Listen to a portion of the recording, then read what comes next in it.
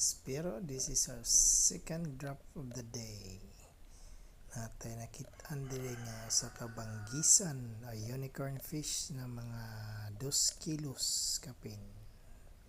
So atong di fish kulan ning hinahinay og duol na to, digamitan nato sa atong fish cooler ni Bro Abraham Bincar Corsi Sperm Master. Tojok.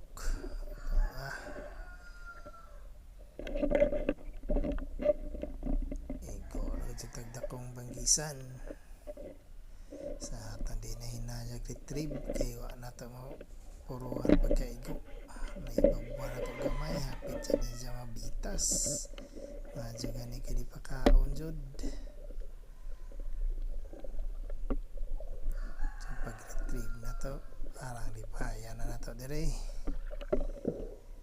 kaigaw tagbalik og usa ka unicorn fish nga nasa mga 2.5 kilo. Tambok ni pang suba.